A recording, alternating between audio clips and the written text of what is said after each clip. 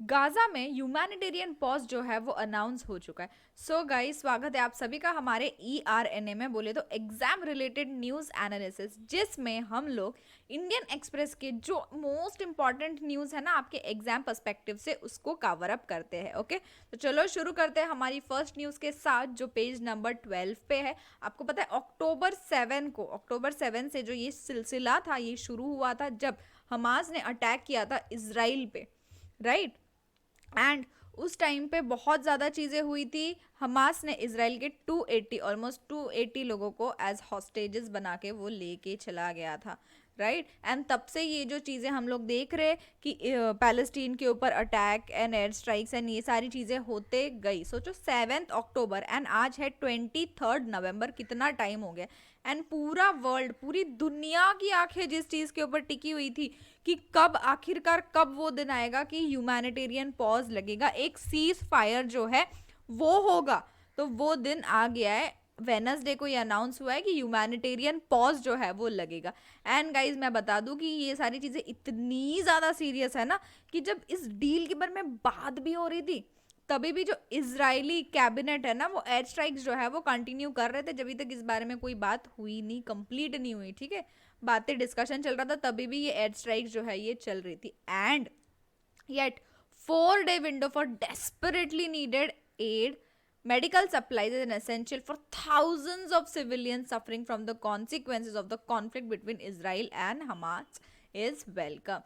कि जो लोग हैं वहां पे, जो सिविलियंस है जो इन सारी चीजों से सफर कर रहे हैं, उनके लिए ये क्या हो जाएगा, ये डेस्परेटली वो लोग चाह रहे थे कि यार सीज फायर जो है वो लग जाए। एंड ये टर्म ब्रोक कैसे हुआ? कतर, यूएस एंड इजिप्ट के थ्रू। Okay, so in terms of truce brokered by Qatar, US and Egypt require a cessation of violence and an exchange of 50 Israeli hostages by Hamas. अब ceasefire लगेगा तो क्या होगा? सी, Hamas जो है वो 50 इसराइल के जो हॉस्टेजेस है ना उनको रिलीज करेगा। And in return Israel Hamas Palestinian prisoners जो है ना उनको रिटर्न में रिलीज करेगा। In short, prisoner exchange. The prisoner exchange adds a strategic and political component to the humanitarian window. It also brings an opportunity. तो इन 50 में कौन रहेगा? आपको जैसे कि थोड़ा सा आइडिया रहेगा, वुमेन एंड चिल्ड्रंस को सबसे पहले क्या करेंगे? भेजा जाएगा 50 में। Okay, so Israel's brutal response for many countries include big powers like China and Russia have indulged in lofty rhetoric but the need for peace, कि एक पीस की नीड यहाँ पे थी, जो भी चीज़ें हो रही थी फिर भी। सो द सिसेशन ऑफ हॉस्टैलिटीज़ को अगर हम लोग ब्रीफ करने जाएंगे ना, तो जैसे मैंने आपको बताया कि 4 दिन का ये सीज फायर, 5 दिन का ये सीज फायर जो है वो लगेगा, right. The US have open channel of communication as well as leverage with both Israel and Palestinian decision makers. Qatar, it has influence with Hamas and Egypt as a regional power. Qatar का क्यों influence है? Qatar has influence with Hamas and Egypt. क्यों? क्योंकि वो regional power है, वहाँ पे वो बॉर्डर जो है वो शेयर कर रहा है with Palestine and is a refugee for Palestinians के लिए भी एक बहुत ही बड़ा क्या बोल सकते हैं हम लोग, बहुत ही बड़ा सहारा है।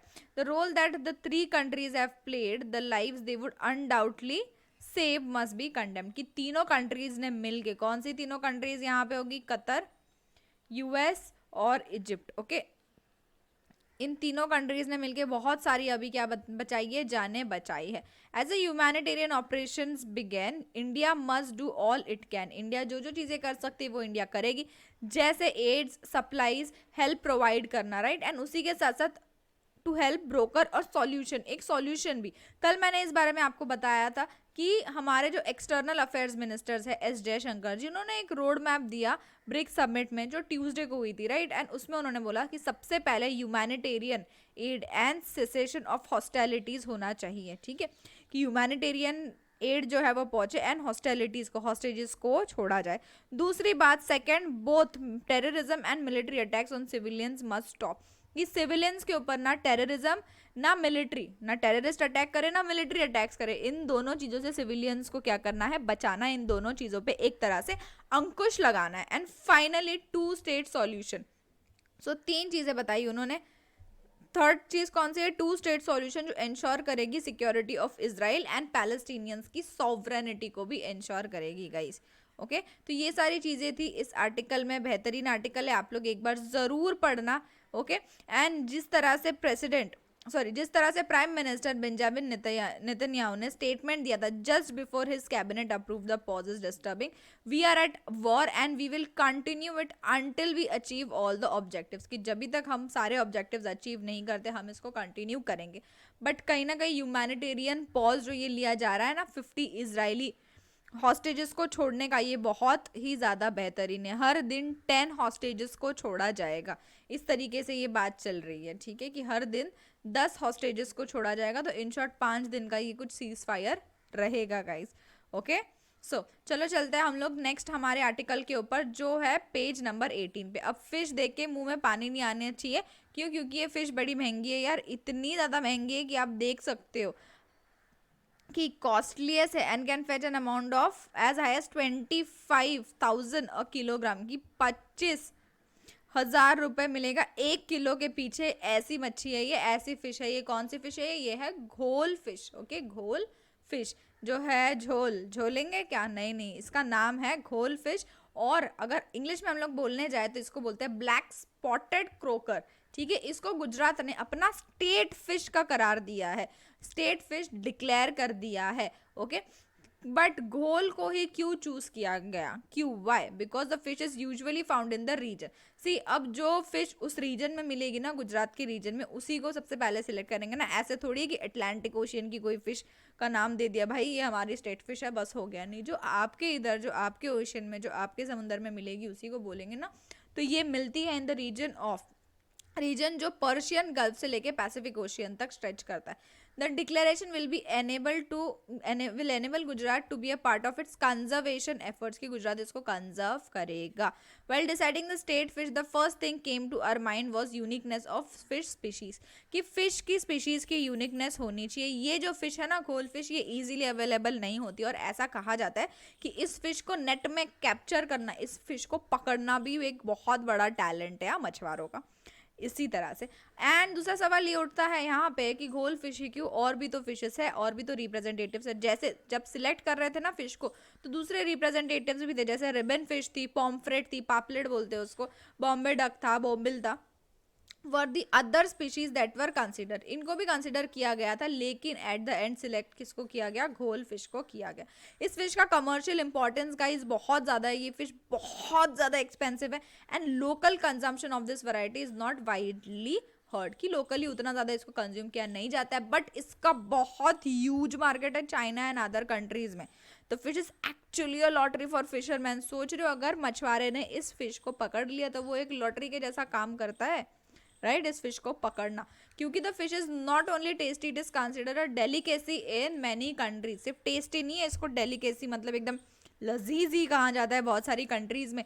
In other it is used for medicinal purpose, medicinal purpose में यूज होता है। एंड सबसे इंपॉर्टेंट गाइस, इस फिश का जो फ्रोजन फिलेट या होल फिश को Europe and middle eastern countries में भी सेंड किया जाता है, एक्सपोर्ट किया जाता है ना। एंड इस फिश के जो एयर ब्लेडर्स है ना, एयर ब्लैडर्स, ओके, ये बहुत ज़्यादा इंपॉर्टेंट है। क्यों? क्योंकि air bladders which is cut open from the stomach and dried, इसको स्टमक के इधर से काटा जाता है एंड इसको क्या किया जाता है?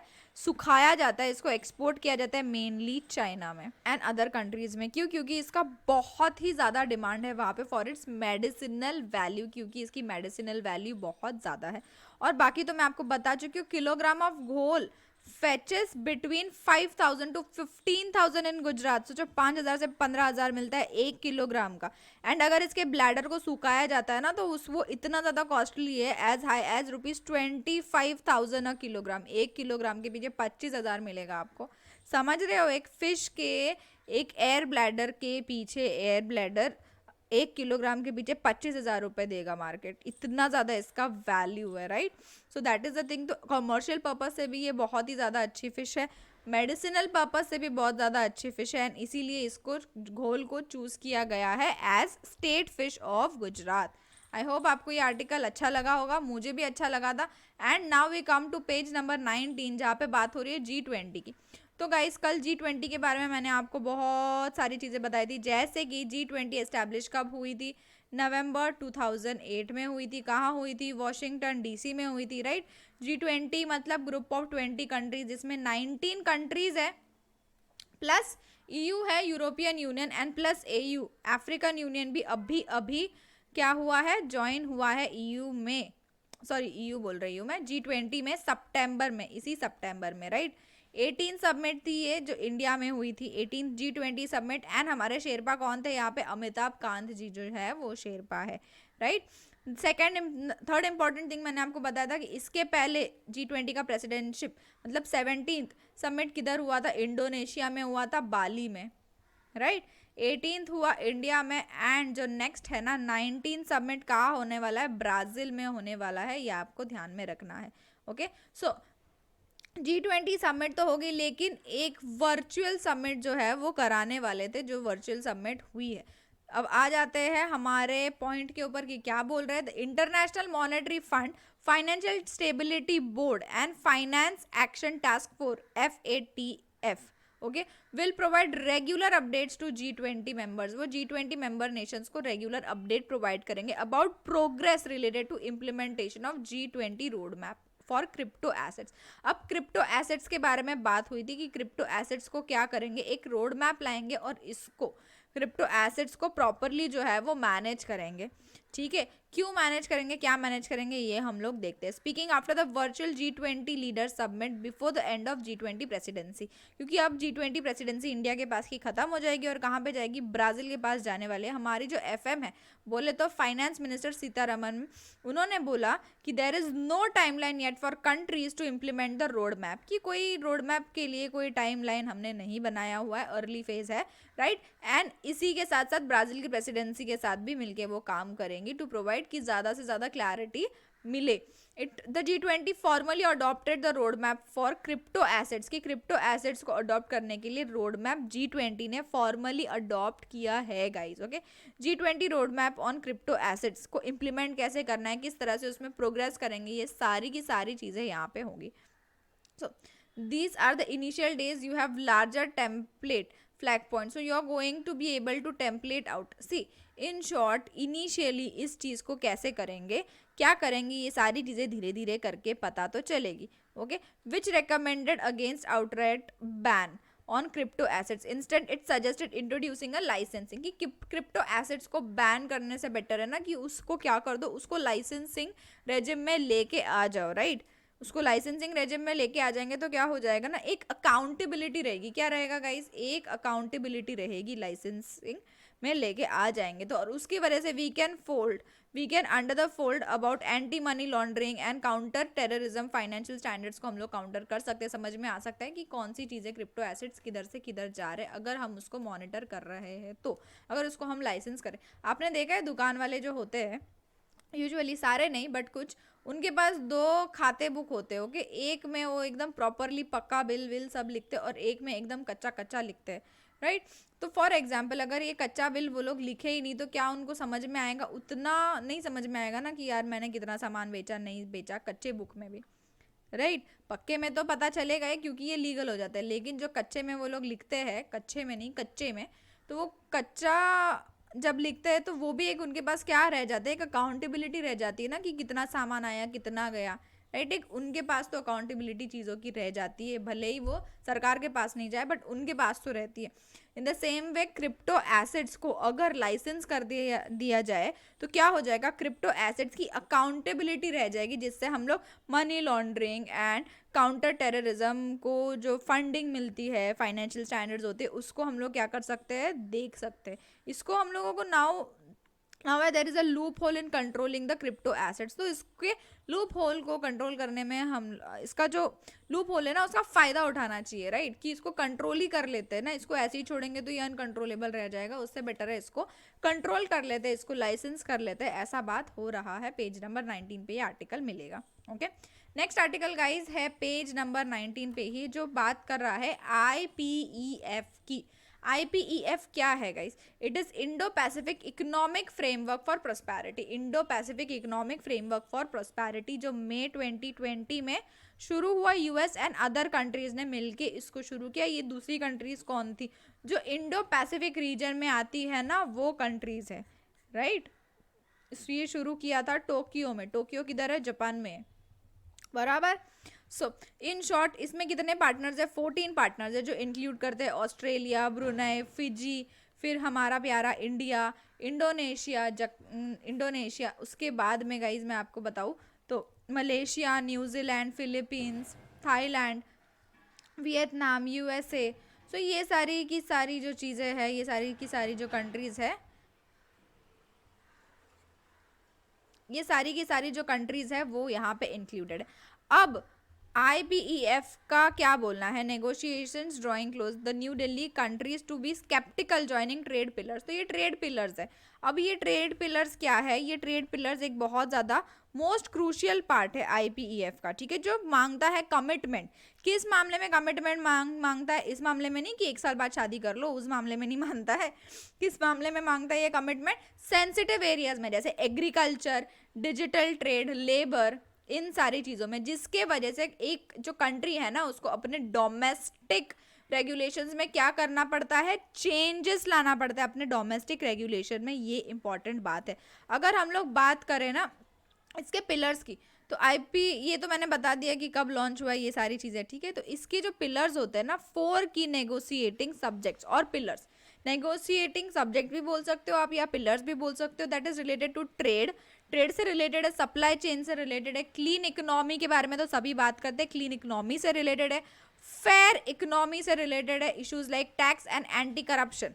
But unlike traditional trade deals, IPEF does not deal with market access से ये डील नहीं करता। जब हम second, third and fourth pillar की बात करते हैं ना, तो ये काफ़ी पॉजिटिव इंटेंट है सारी कंट्रीज़ के लिए। लेकिन जब हम फर्स्ट पिलर की बात करते हैं ना, तो वो उतना नहीं है, क्योंकि हर गवर्नमेंट की, हर कंट्री की अपनी अपनी पॉलिसीज़ होती है। डोमेस्टिक पॉलिसीज़ चेंज करना उतना ज़्यादा, क्या बोल सकते हैं, उतनी ज़्यादा चीज़ें नहीं हो सकती। IPEF agreement refers to avoiding restrictions on food. IPEF agreement क्या बोलता है कि आपको फूड के ऊपर जो रिस्ट्रिक्शंस है ना, उसको अवॉइड करना पड़ेगा। एंड भैया agriculture in import and export के बारे में बात करता है कि उसको आपको अवॉइड करना पड़ेगा रिस्ट्रिक्शंस एग्रीकल्चर के एक्सपोर्ट एंड इम्पोर्ट्स पे भी। बट इंडिया एक्सटेंसिवली यूज करता है रिस्ट्रिक्शंस, जैसे उसको अपना जो फूड प्राइसेस है उसको कंट्रोल करना है। इंडिया ने ऑलरेडी बैन कर रखा है वीट के एक्सपोर्ट को, इम्पोज कर रखे हैं restrictions on rice and sugar export in the run up to general elections for the next year. तो इम्पोर्ट के ऊपर रिस्ट्रिक्शंस डाल के रखी है, एक्सपोर्ट्स को बैन कर रखा है, राइट, फॉर इंस्टेंस। सो ये सारी की सारी चीज़ें हैं। तो अगर IPEF के एग्रीमेंट को मानना है तो आपने अवॉइड करना पड़ेगा ना रिस्ट्रिक्शंस, तो वो चीज़ें हम लोग अभी नहीं कर सकते, राइट। सो यही था जो भी था benefits of joining IPEF trade pillar is unclear. क्यों अनक्लियर है? क्योंकि हमने ऑलरेडी रिस्ट्रिक्शंस जो है वो डाल रखे, उसको कैसे हटाया जाएगा। Fine. We are committing to increase our share of renewable energy, but as far as exports restriction is concerned, the official said कि export restriction जो है वो एक concern है ही। Fine. So guys, इतने ही आर्टिकल थे हमारे आज के न्यूज़ में। अगर आपको कोई भी डाउट है तो ये हमारा हेल्पलाइन नंबर है, फटाफट से फ़ोन उठा के हमको कांटेक्ट करो। आपको किसी भी तरह की करियर की गाइडेंस की ज़रूरत है तो आप इस नंबर पे कॉल कर सकते हो, मैसेज कर सकते हो। हमारा Telegram channel and WhatsApp group की जो लिंक है ना, वो भी आपको नीचे डिस्क्रिप्शन बॉक्स में मिल जाएगी। तो उसको ज्वाइन करके आपको जो भी चीज़ें उधर पूछनी है आप वहाँ पर हमें पूछ सकते हो, कॉन्टैक्ट कर सकते हो, जुड़ो। एंड गाइज अगर चैनल पे न्यू हो तो सब्सक्राइब कर लो यार। कल मिलते हैं इसी तरीके से नए न्यूज़ आर्टिकल्स के साथ। सो बाय एवरीवन, टेक केयर।